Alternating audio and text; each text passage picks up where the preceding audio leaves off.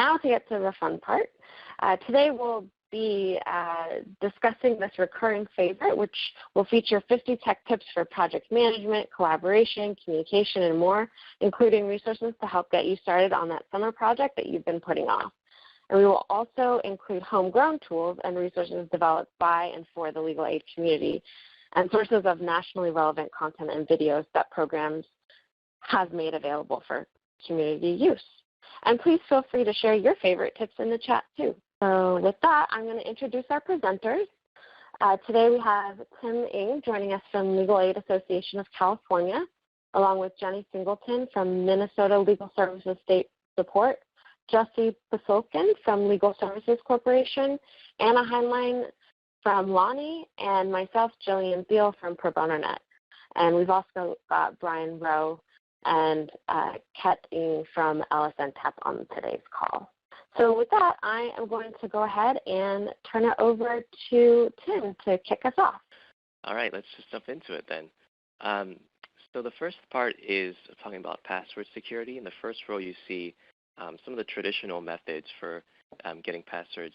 I'm sure you've all encountered requirements that ask you to put numerals or special characters and capital letters. And even though it can be a little bit more secure from people who are trying to guess normal words, they tend to be pretty short, and therefore brute force attacks on passwords can be somewhat successful. And the important thing is that they're also really hard to remember. So people end up writing them on Post-it notes and putting them at their desk, which is a huge security problem, or they'll end up setting passwords by email to people who need them and can't remember them, or having to write them down in some other place. An alternative would be the bottom row, which you see you have just a string of words that don't relate to each other, but are somewhat easy to remember because they're unique or they're personal to you in some way.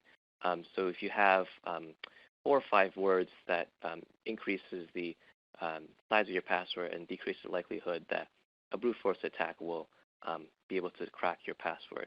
Of course, if the words you're using are related to your work, or they're easily guessable, or they're related to each other, then it might be a little easier to guess. And but it's just an alternative way to use passwords that might just give you more security and make passwords easier to remember, and avoid people putting them on Post-it notes. Next, we have Goodbye Backspace, which is a Chrome extension. I've been in situations before where I'm typing something out and I misclick outside of my email or some other field, and I press the backspace, and Chrome thinks that I want to go back to the previous page, and it loses all the information I was typing out.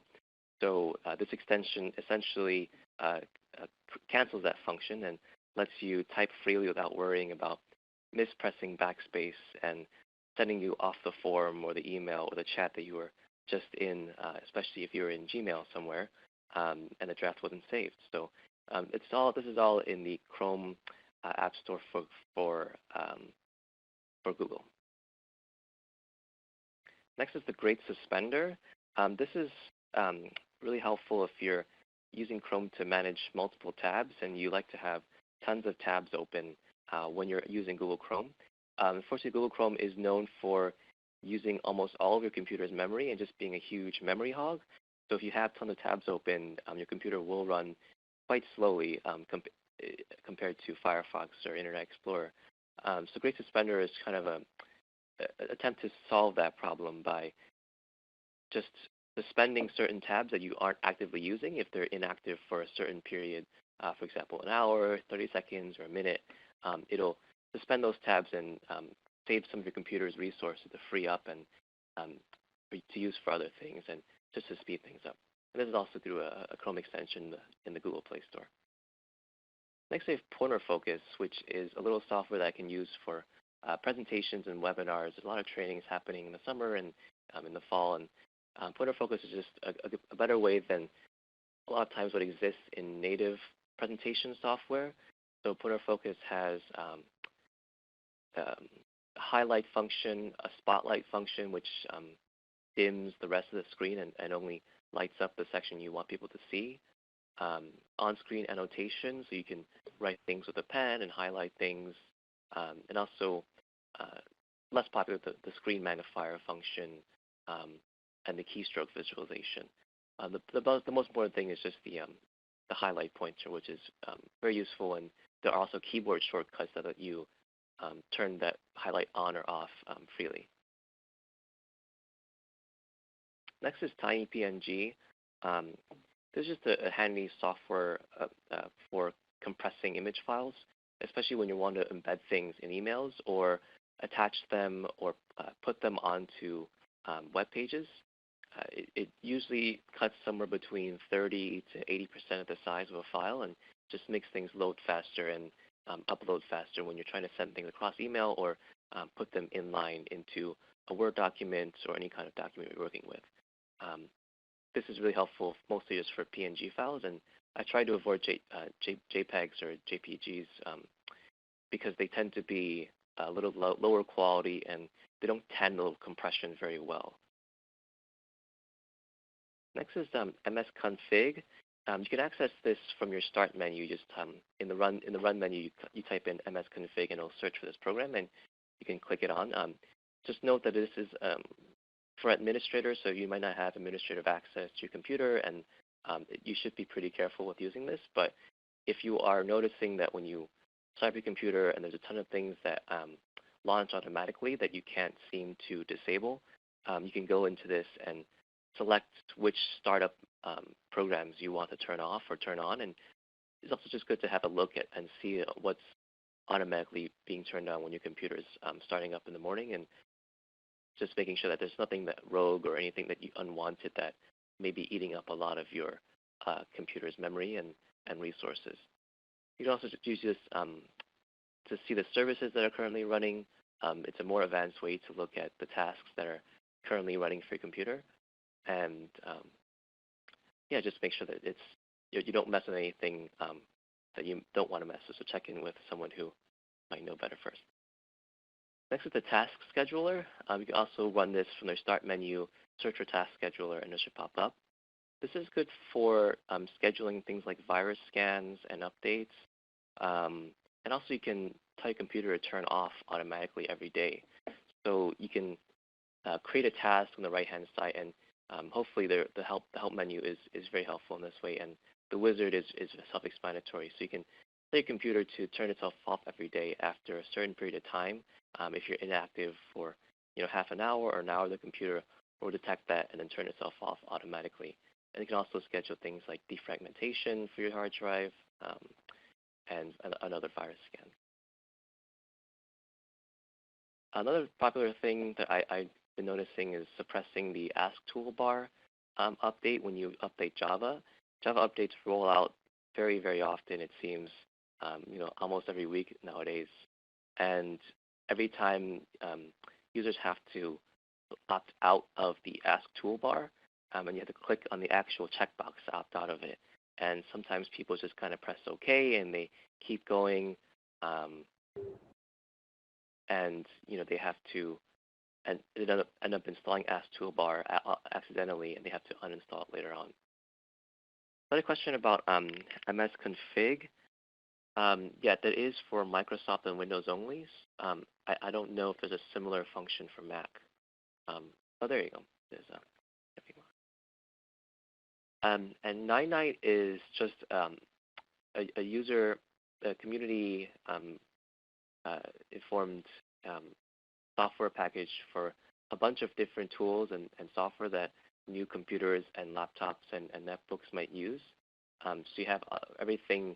You can select things and save them, and then have them all bundled into one convenient package. So instead of having to list them all and remember what you need to install when you're doing a fresh install or you're updating, getting a new computer, you just have everything bundled at once.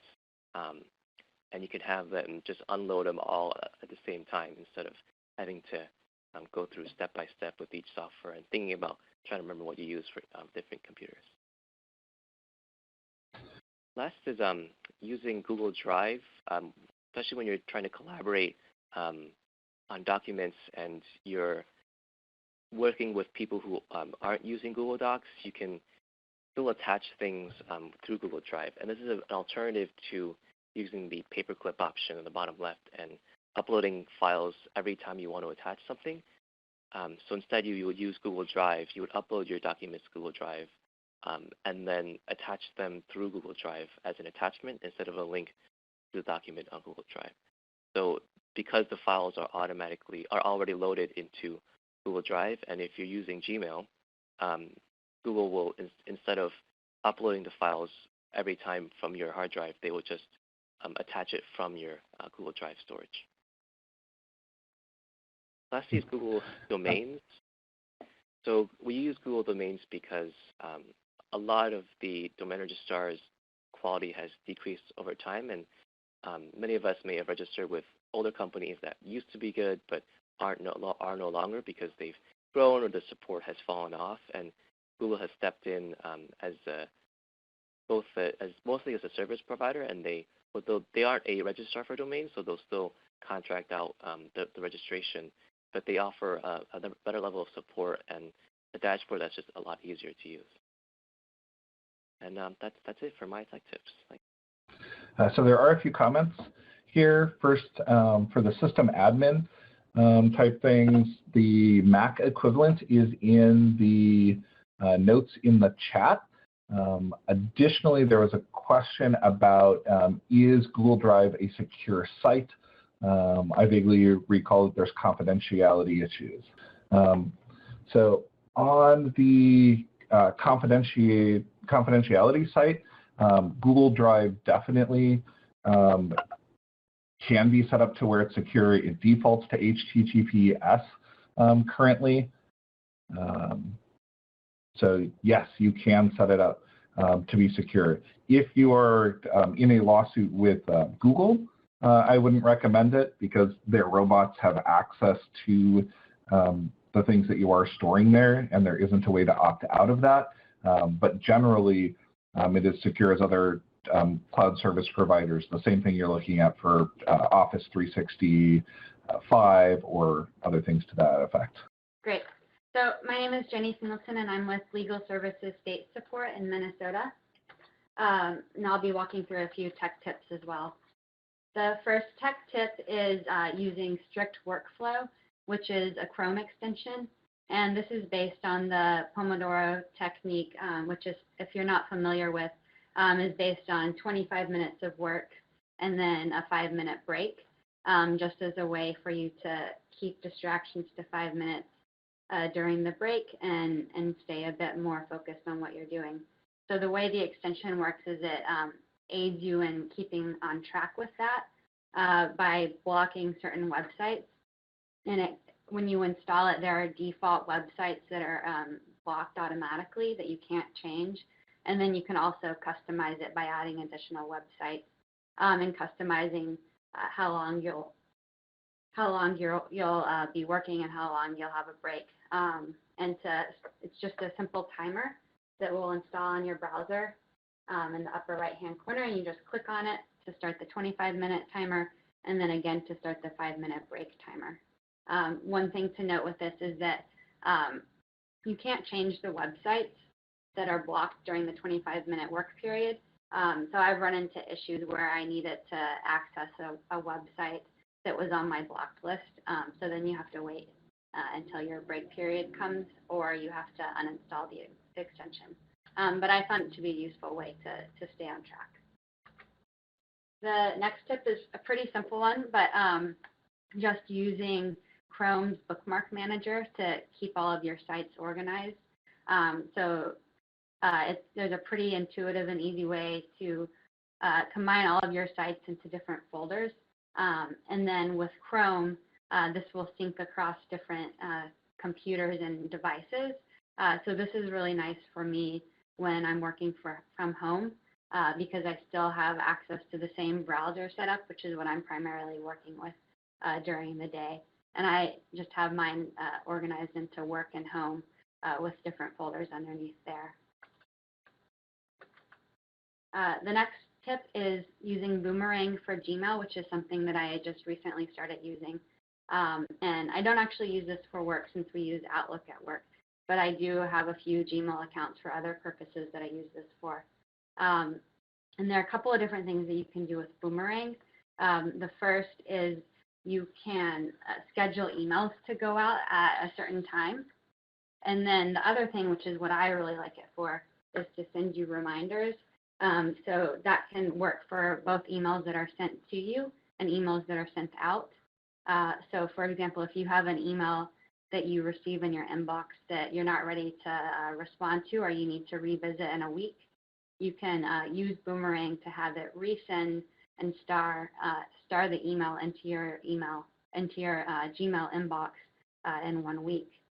You can also, for emails that you're sending out, set Boomerang to give you a reminder if you don't get a reply for that email, or if Boomerang detects that the person hasn't opened the email, which is a good way to prevent something that sometimes happens to me, where you send out an email and you cross that task off your list, but then you never hear back. So it just makes sure that you're following up with that.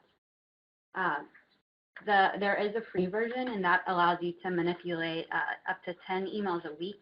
If you want to use it for more than that, then you have to get a paid subscription.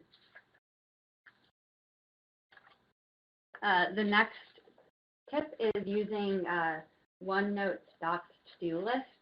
And this is also just another simple tech tip. For those of you that use OneNote, it's part of Windows. And the to-do list, I create a to-do list for every workday. I have a tab for every month, and then a OneNote page for every day of that month with tasks that I need to do.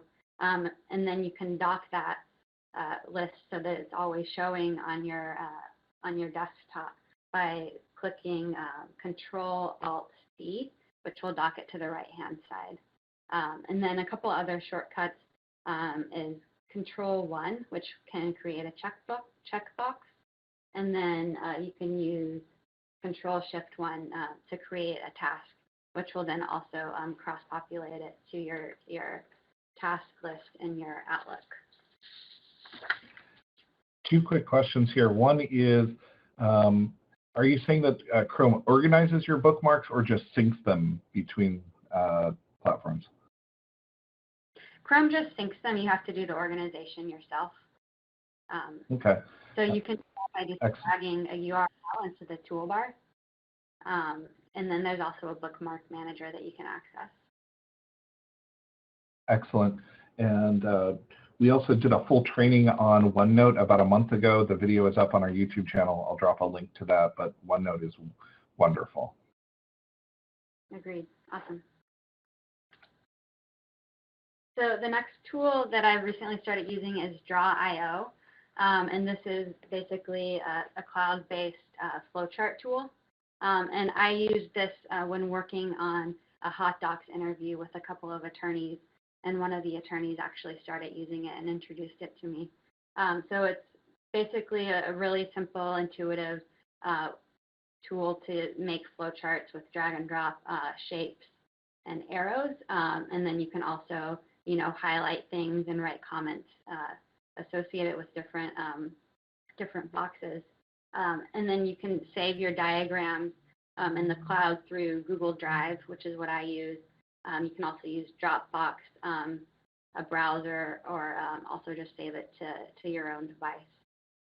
So this is really nice if people are working on different document assembly interviews with attorneys, because it's a nice way to work back and forth with how the actual interview logic will be structured. Next tip is using Zed to do basic coding.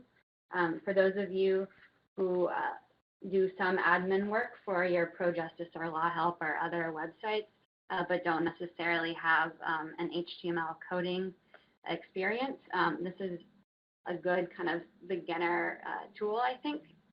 And basically, it makes it easier to see what you're doing when you're working with HTML or different kinds of code. So if you see the blue script tag right here, if you clicked on that in the program, it would also highlight the end tag, which is really useful to make sure you're getting the basics down. And I downloaded this one because it's a Google Chrome app. which meant that I didn't have to go through my organization's IT department to get additional software downloaded to be able to do this. So since it's an app, it's not something that you're actually installing onto your computer.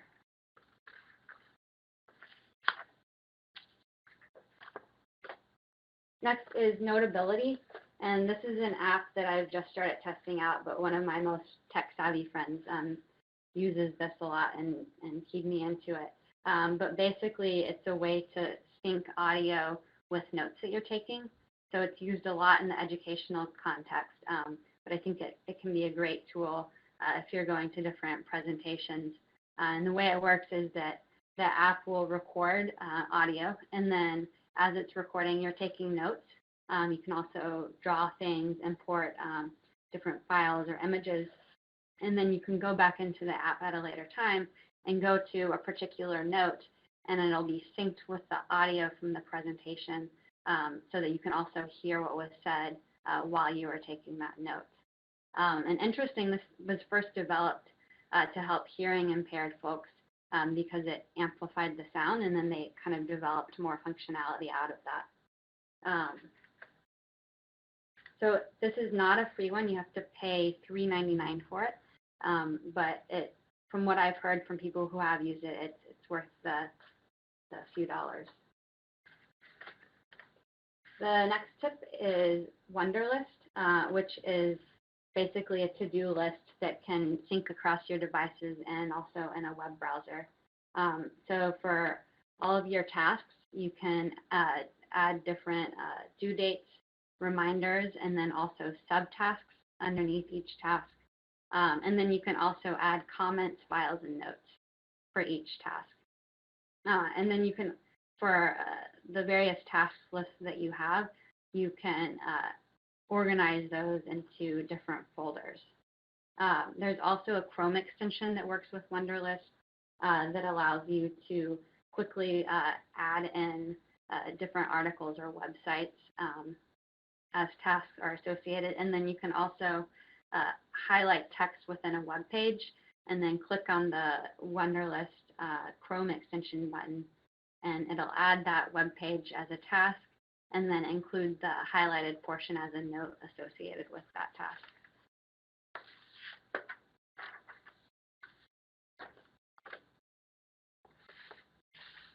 Next is Workflowy, which is basically just a very simple web-based to-do list organizer.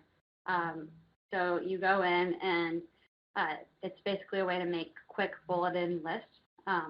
For each main bullet point, you can click on that bullet point and be taken to a screen that will only show you that bullet point and then all the sub-bullet points with that main item. So it's just a very simple to-do list organizer that is really easy to manipulate and a good way to kind of organize your thoughts.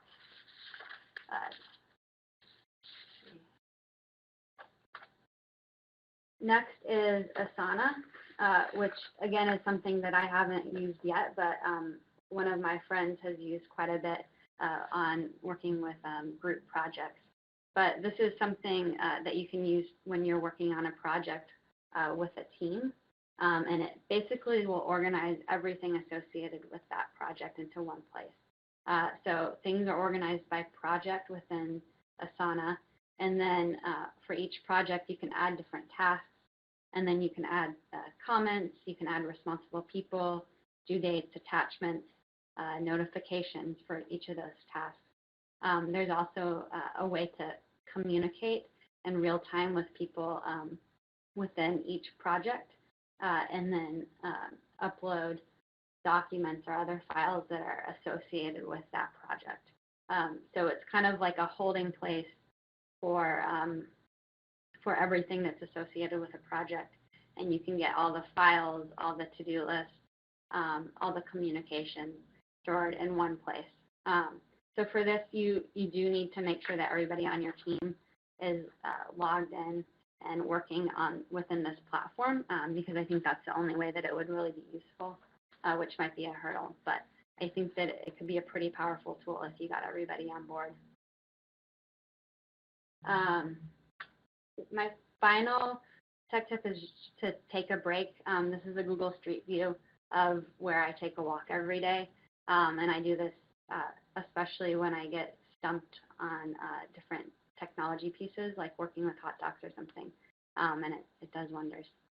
So that is it for me. Good. Moving on to Jessie Posilkin from Legal Services Corporation. All right, can you guys hear me now? Yep. Okay, great. Hi, everyone. I'm Jessie Posilkin. I work at the Legal Services Corporation, and I am going to echo many of the things that Jenny said, I think.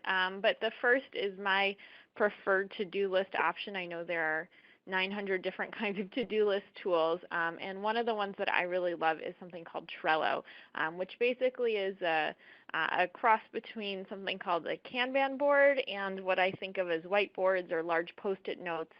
So here, it's a little cut off, I'm sorry, in my screenshot, but you can have different boards that you share with different people. So here, for instance, is the page that I used to organize some potential projects for our summer intern. So there are suggestions and ideas, ones that were actually assigned, and then when they're done, she or I could drag them over to the done column. You can put different people on each card, and that way it keeps track of things. So it's a project management tool, but I find it to be a bit more lightweight than something big like Basecamp. It has some reminders, but it's not super great at that. So I think if you want, something like Asana is a little more intensive, though easy to set up. And I found Trello to be a little more lightweight if you just need something to keep a group together. And we also use it actually for our weekly meetings on our team, where people can just add a card if they have something they want to talk about.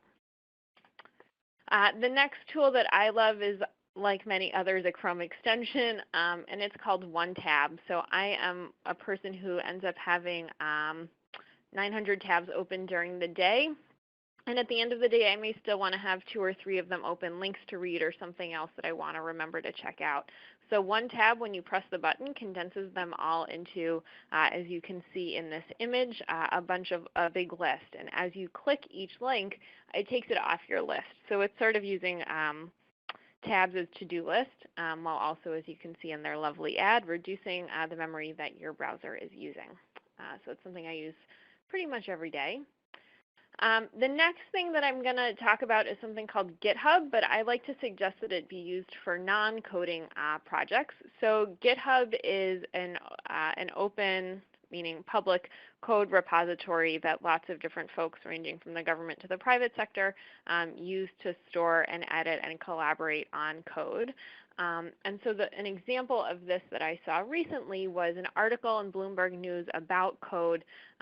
It was just about, I think, the world, that tech world in general. And so someone submitted a change to the article, so they posted it on GitHub, and she wrote comments. So it didn't go in the comment section of the article. That's not where it went, but it was, here's something that she wanted to change about the article, and could submit that change. And then, as you can see from this slide, Paul, the author, ended up actually using that in his piece.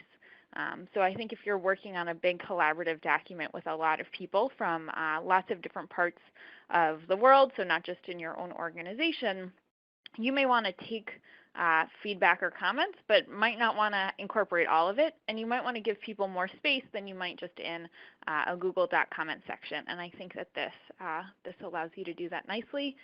It does it in public, which to me I think is a benefit, but obviously other folks may not find that to be a benefit. So you do want to be clear. Someone could find whatever you're putting online. Great. The next thing, there it is.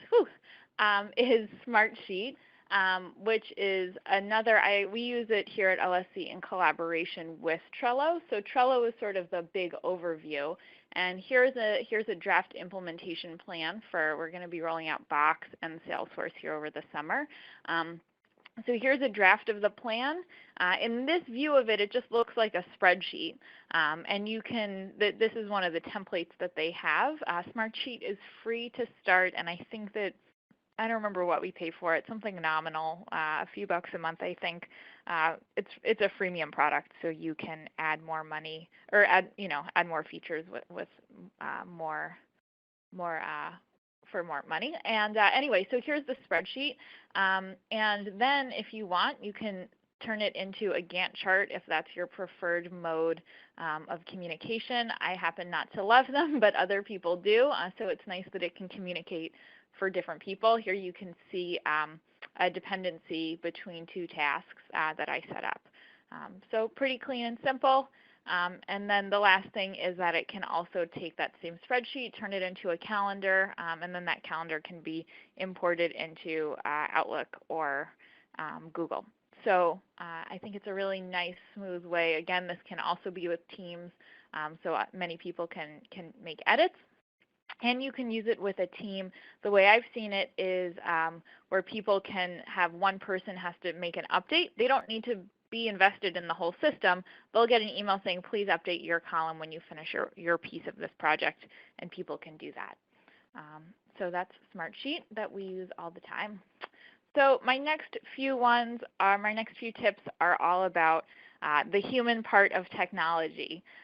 So the first thing that I think is most important is about orienting your team to the tools that you want them to use.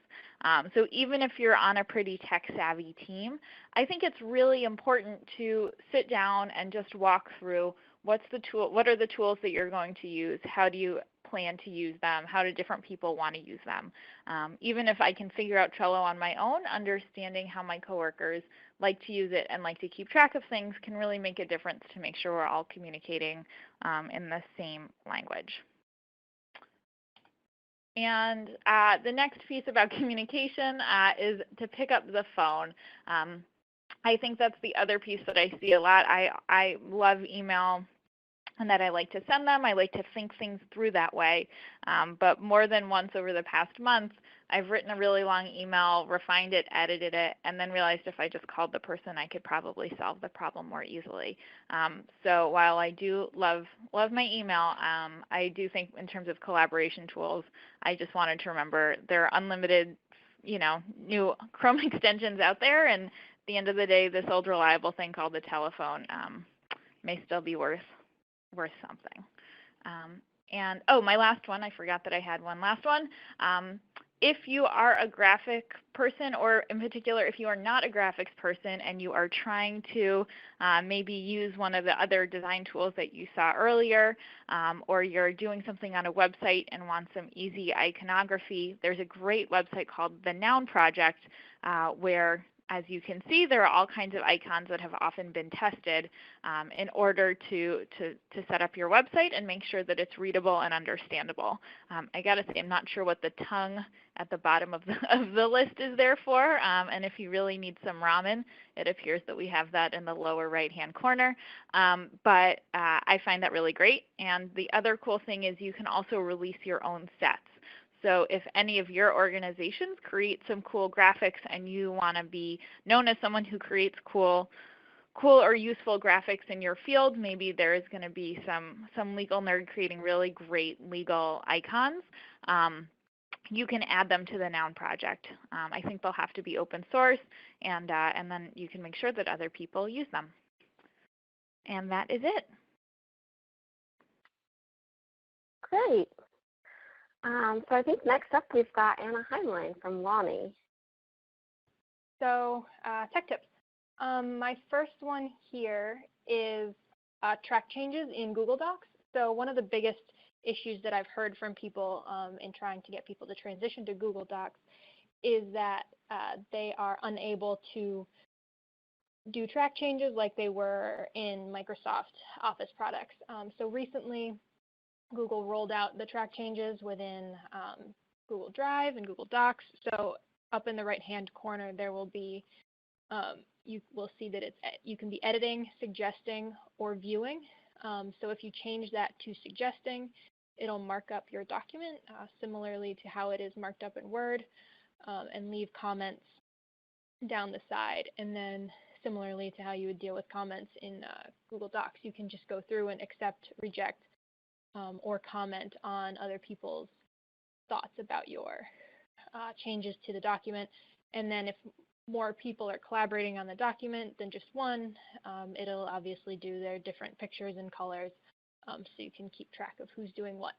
So I think that was when I first noticed it a couple months ago. I was really excited because it really kind of opens up Google Drive to even more collaboration efforts than it already has. So second here, another Google product, Google Keep. Now, Google Keep has been around for a little while now. It's kind of their modified task list and to-do list setup. The mobile app for it is really slick. I really like the mobile app a lot.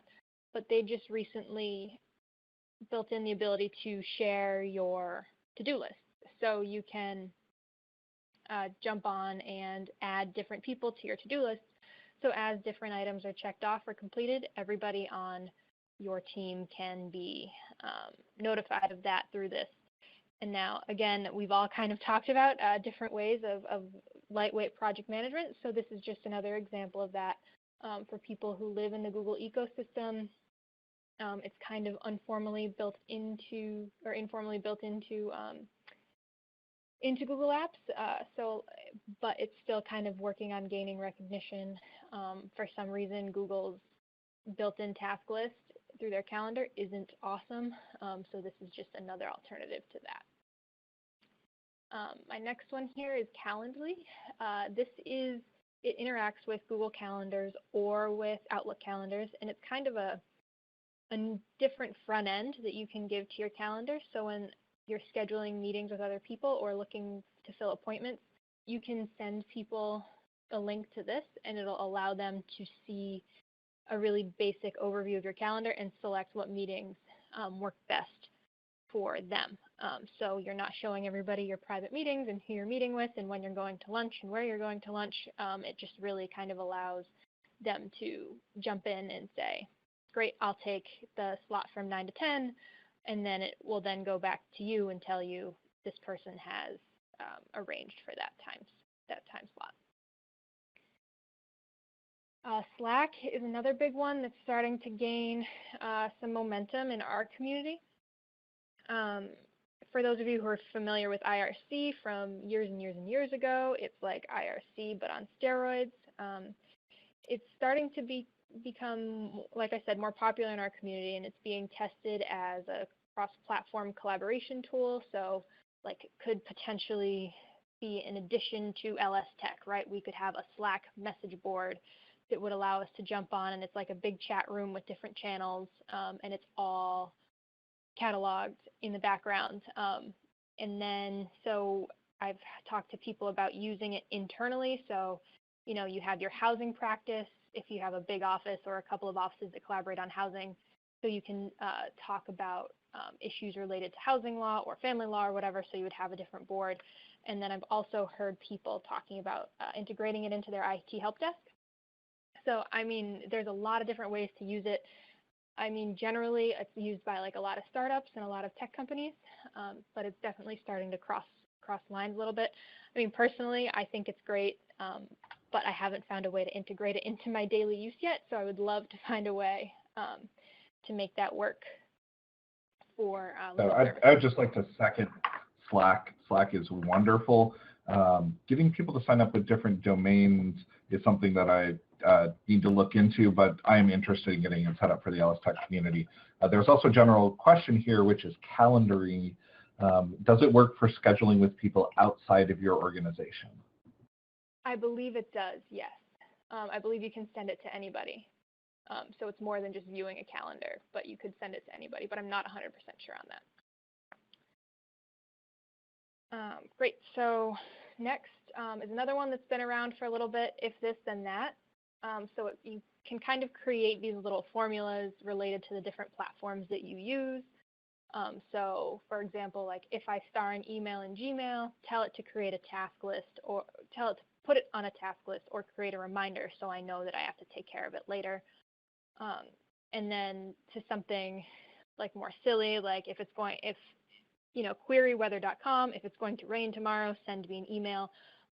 They have this huge long list of recipes and formulas. If you're creative and a little bit technically skilled, you can create your own formulas.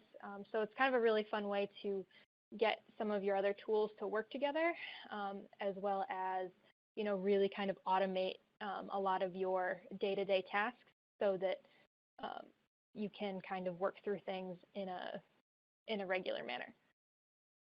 I think the location one is not my favorite. The fact that based on the location of your phone, it'll log whether or not you're at work. So, I mean, it can obviously be pretty powerful. So kind of on that note, integration. So there's so many new awesome tools out there for project management, for your email, for collaboration, for document storage, document management. And in that, there's also a lot of really cool integrations of tools. So when you're selecting new tools, it's important to look at how it can integrate with some of the current tools that you use, right? So like, you know, Slack integrates with some cloud-based help desk tools. And, you know, here at LawNY, we were looking for new help desk tools, and a big priority was to find one that integrated with Gmail since we're a Google App Shop. So when you're trying to fit all these different tools into your workflow, it really is a good idea to see how it integrates with what already exists out there. Another one we got here is portable collaboration. So portable technology is becoming really, really inexpensive. You can now carry an entire computer in your pocket and just plug it into an HDMI monitor or TV to be able to provide trainings or give presentations. It really gives you a little bit more versatility than just carrying around a USB stick, and it's obviously much more convenient than carrying around a laptop. So Intel has a Windows model, a Windows 10 model, or excuse me, a Windows 8 model and a Linux model. Google has announced a Chrome bit, which will have Chrome OS on it, like a Chromebook. And then many of you are probably familiar with Google's Chromecast, which allows you to cast from your phone, tablet, or laptop. And all of these are well under $200. I think the most expensive one is $150, and that's the Intel's Windows version. I know Lenovo just came out with one too, so really becoming handy to just be able to plug into the back of a monitor for something from like a help center, if you're able to secure it in a good way, or you know, computer labs, help labs, things like that. It's a really inexpensive way to also set up those type of situations or for presentations. Video conferencing, I've probably talked to a bunch of you about this. This is something that's kind of near and dear to my heart. After a TIG project here at LawNY, we spent a lot of time looking at different video conferencing software that's out there. And it's just really important to note that there are a lot of options, and the time period of only being able to buy really expensive point-to-point systems is definitely behind us. There's a lot of services that are free or very inexpensive that allow for quality video conferencing sessions to happen. And something to keep in mind is if you are looking to do your own video conferencing projects, whether it's internal or external with government agencies or courts or other human service providers, make sure you talk with the people around you about what they're using. So, you know, you can try and get on the same platform to only increase the ability to communicate and integrate your processes, right? So, I mean, a lot of them, it's easy to switch between, right? We'll jump on Skype or Hangouts because that's what the other person is using. But kind of the more we think about this issue as a community and the more we're able to decide what we kind of want to use, I think the wider our collaboration is going to spread. The other two are two other TIG project results, and that some of you may have heard of already. So we've got the new version of the Read Clearly tool, which rolled out at the end of last year. It was a result of a TIG project with Idaho Legal Aid Services, Urban Insight out in LA, LawNY, and Transcend Translations. We updated the Read Clearly glossary, as well as updated the tool that can get installed on your website, similar to the way you would install a Google Analytics JavaScript snippet, and then it highlights complicated legal terms and gives people plain language definitions for those legal terms. And for more information on that, you can go to Open Advocate's website and the Read Clearly page for more information and information on how to install it on your website. The other piece of that is Write Clearly. Some of you may remember the older alpha and beta versions of this site that Jeff Hogue worked a lot on. So this is kind of the new version that we updated also as part of this TIG. It is now a bookmarklet that you can just click and drag from the Open Advocate site and put into your bookmark toolbar. And when you go to a page and you click the bookmark, it allows you to assess that page for plain language. And then it will also give you your Flesch-Kincaid score, so the grade level of the page, as well as suggestions on how to make it more readable, and synonyms to use, or what words you should replace because they're too complicated, things like that. So again, for both of those, check out Open Advocate's website, and I'm happy to talk with anybody about those projects. And my final tip here, a little bit on the more nerdy side, and it also goes against my whole cloud-based collaboration philosophy, and it's definitely not new. Emacs is from the 1970s, but is an extremely powerful text editor that a lot of people use for some really complicated programming stuff. But my favorite way to use it is for my go-to project management or to-do list tool through a feature called org mode. And it really kind of works well with the way that my brain works on projects in terms of the flow in terms of the workflow. And it's super customizable, so you can put in all your dates and, is a project done, or do you want to have it to do, or is it working, or are you waiting on somebody? So you can really customize it to what your needs are. And one of my other favorite pieces of it is that since it is plain text, if I take this list and copy and paste it right out of my Emacs file and paste it into an email and send it to somebody else who happens to use this, if they copy and paste it into their Emacs file, then they see the exact same thing that I saw because of the configuration of Emacs and the way that org mode works. So again, a little bit more complicated than some of the other ones, but just thought I'd throw it out there. It also does integrate with Trello, which is pretty cool, but that's for another time. So that is all I have for you today, and I will pass it back to. So hi everyone, and thanks Anna, Jessie, Jenny, and Tim for your great presentations. We're in the final stretch here of tech tips. So the first one that I have here is one of my go-to tech tips. It's relatively straightforward, but it's the site. Some of you may have, as a joke from your friends, been given this website, lmgtfy.com,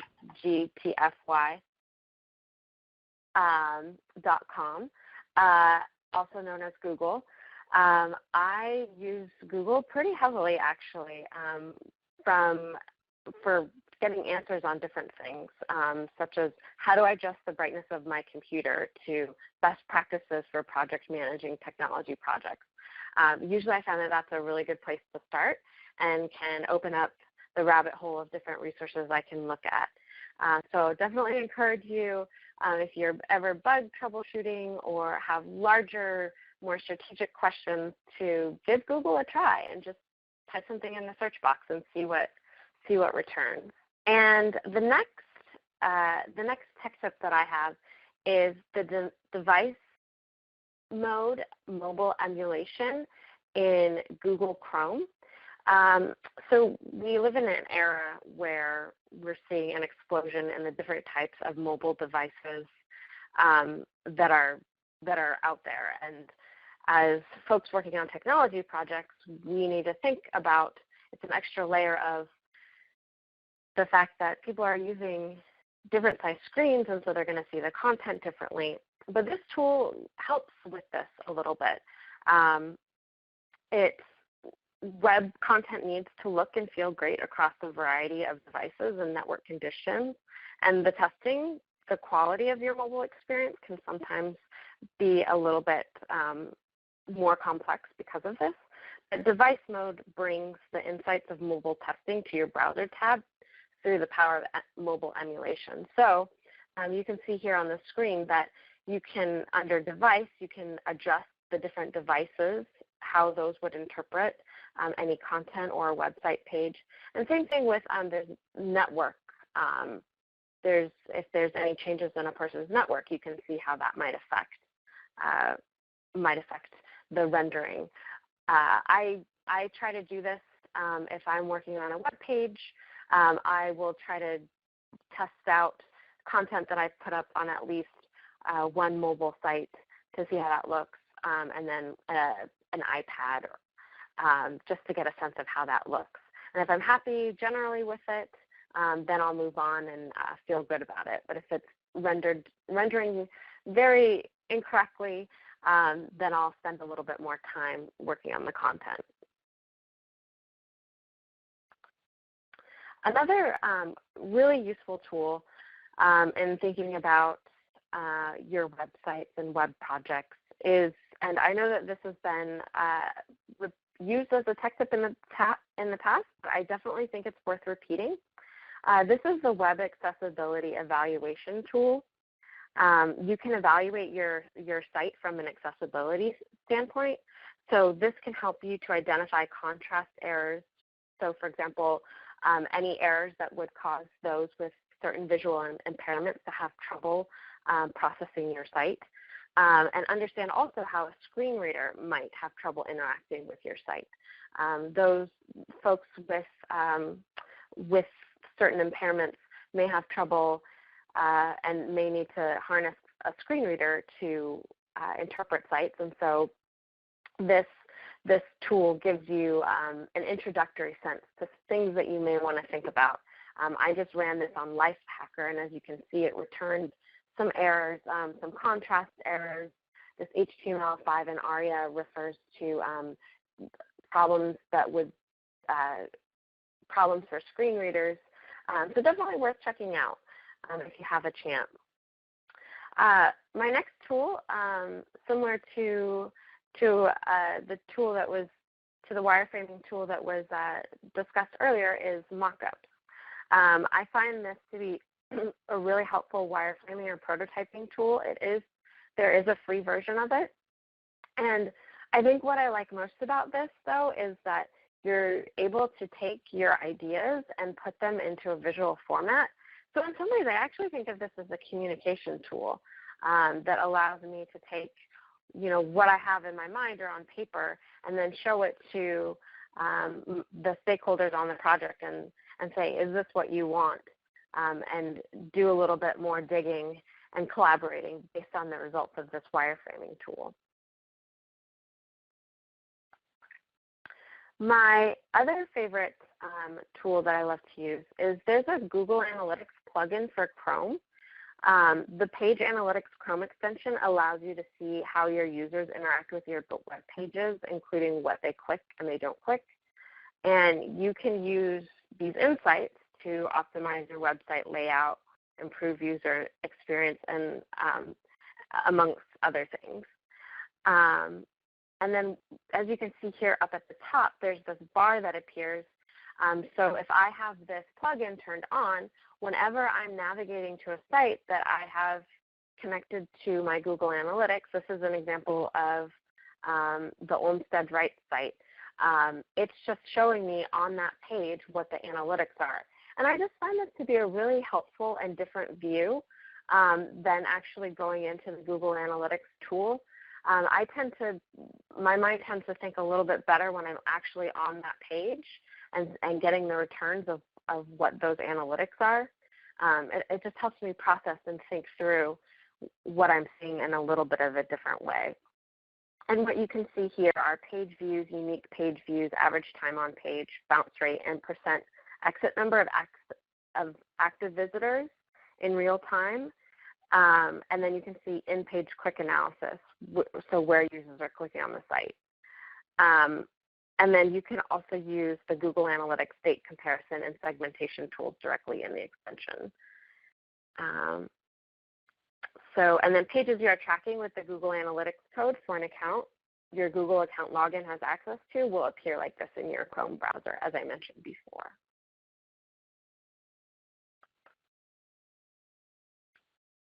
I'm just looking back at the comments too. I see that Ket put a comment in. If you ever get an error, paste it into Google.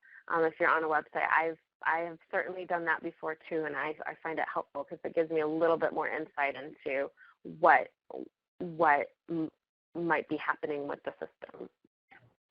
So this is a non-work related tech tip, but I definitely is one that I probably use the most in my personal life because I love going to see the movies. And this is the RunPee app, and it was created because movie theaters don't have a pause button. This basically is an app. I think it was $3 that I used it to download. I love going to the movie theater, but because I end up paying so much, I don't want to miss anything of the movie, so I downloaded this app. And it basically, every time a new movie comes out, they list it on the RunPee app. And there are folks who go and review the movie, and each movie has a list of carefully selected times that you can go and run to the bathroom if you need to. And they try to find 3 to 5 minute long scenes that don't have any crucial plot twists or comedy moments or exciting action.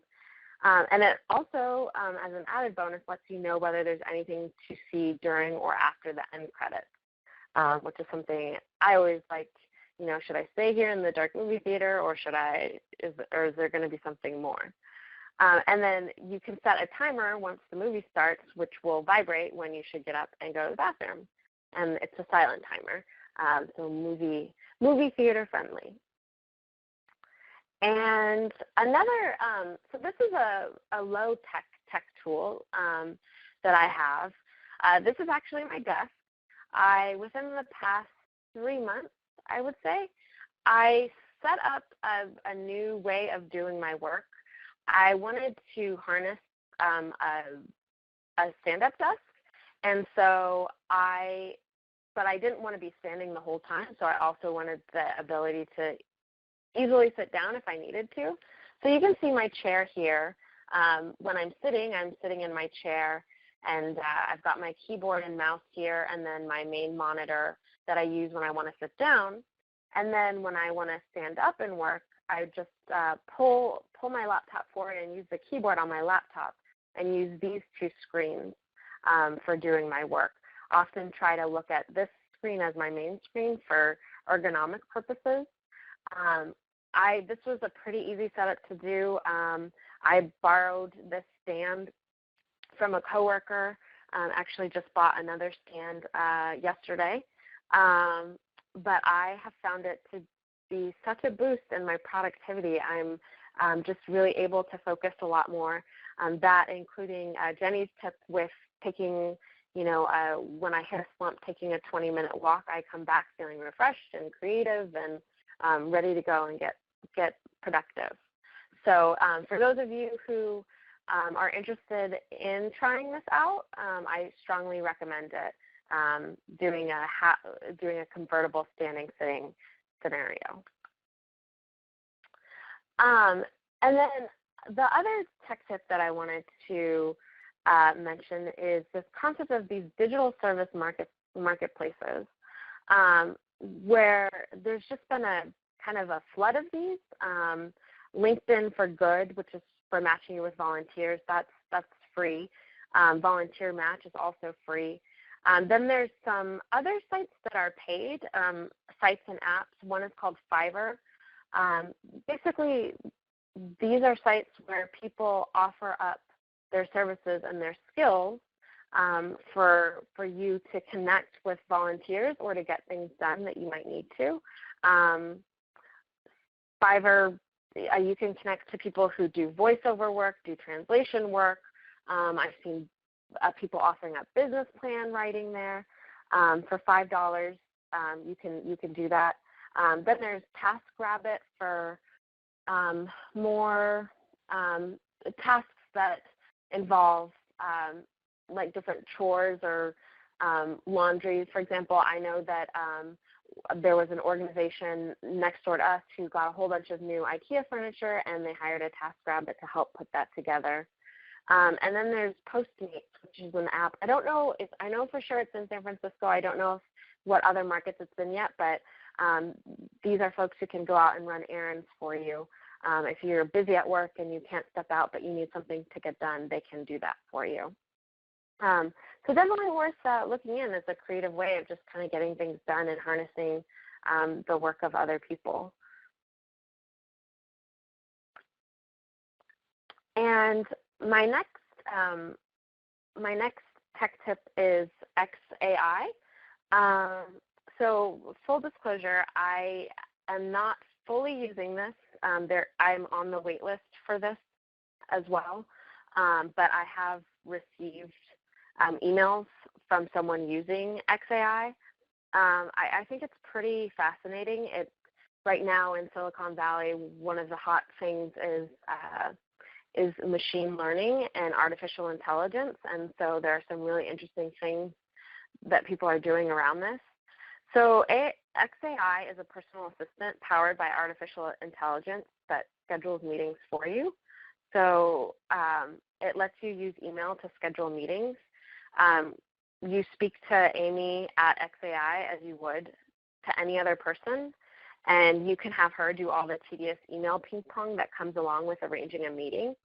And as I mentioned, there's a waiting list currently, but I've been on the other side of someone using this. I emailed him. He said, okay, great, I'm going to email Amy to set up a meeting. And the whole time I thought I was interacting with a real person until I realized, I thought, Amy Ingram, that's an interesting name. And I was like, that's got to be something a little bit tongue-in-cheek. And surely enough, I realized it was AI doing all of this work. So worth checking out, and some of the other cool things that are coming into the marketplace around that.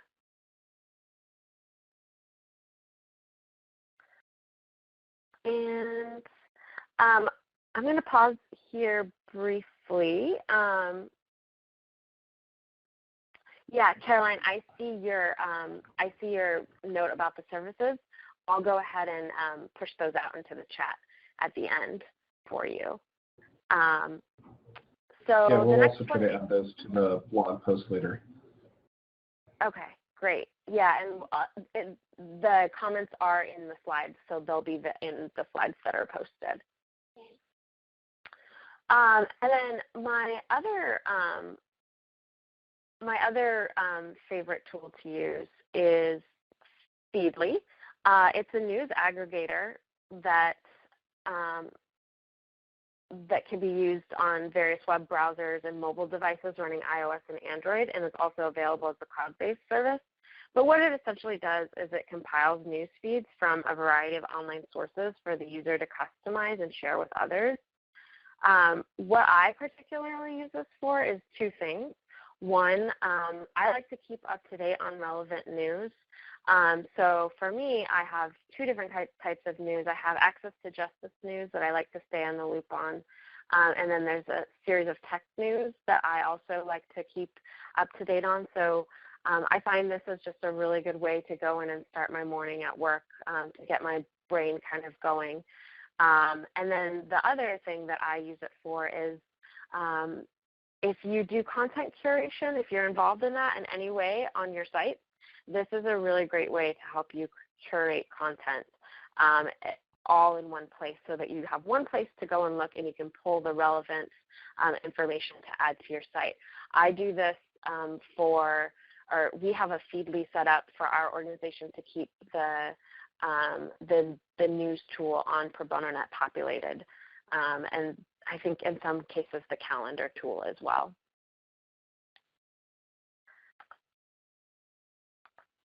And then my final tip here is to just avoid recreating the wheel. There are some really great legal tech community resources. We've got a plethora of resources for folks working on tech content management projects, and I just want to make sure that you all are aware of these great tools and certainly taking advantage of them. So a great starting point is the LSNTAP library for anything tech-related. Pro Bono Net also has a statewide website content coordinator library for tools and resources for those doing project management of those sites. The LSNTAP listserv is also really good to tap into your peers and ask questions about, hey, have you done X or Y?